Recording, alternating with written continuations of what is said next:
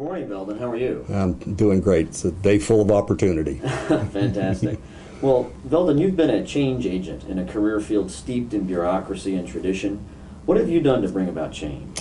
Well, I help companies change their culture and do that through helping them make and adopt alternative kinds of decisions, as well as helping them take calculated risk.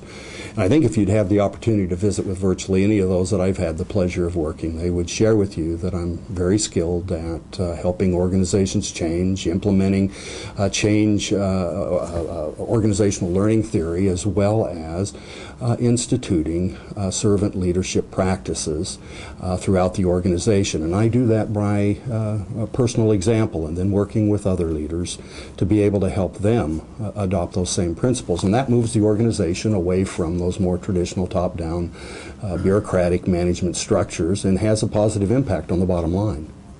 That's great.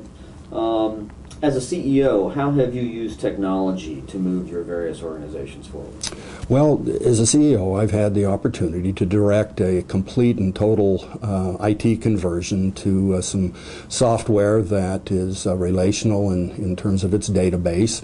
And through that process, it really had an impact up and down the bottom line. I've had the opportunity to create 2 very successful e-colleges. I've personally directed a web presence at a time when many organizations were sitting back and taking a wait and see approach. And then I've personally written the content for 2 different web pages. In one case, one of the clients was a client that had didn't provide virtually any information on the web, and it now is one of the, I guess, successes is the fact that the SEO knowledge that I've gained has helped put them onto the first page of 2 major search engines.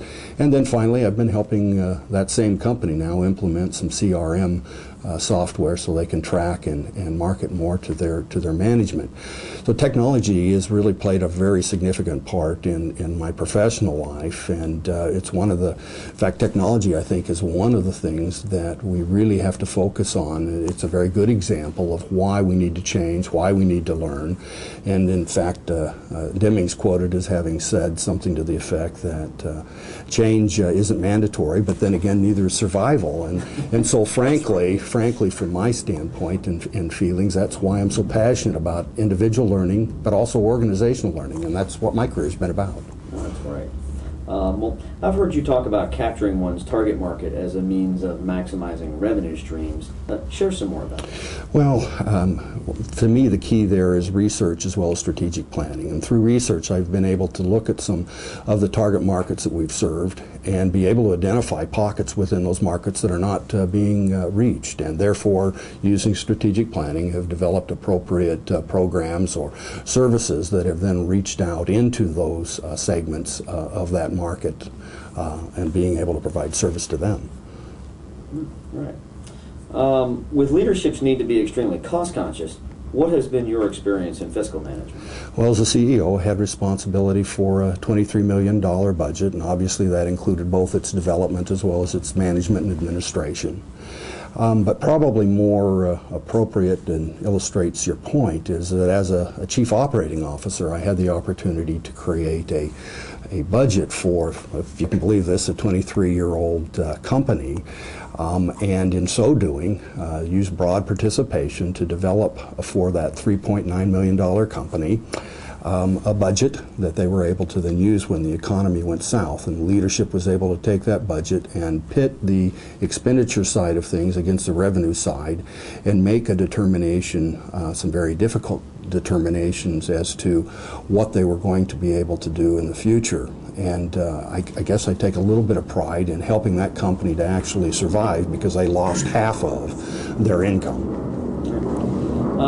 What advice would you give an organization to maintain its competitiveness in today's environment?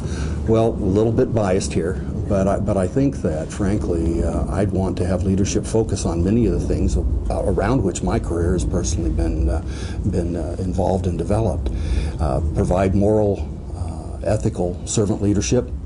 Make sure that you have solid strategic planning and marketing processes, and then don't be afraid of organizational change and quality improvement, and then finally make sure you've got some serious cat herding with abilities within your leadership. And I think with that, you're going to see a very positive impact.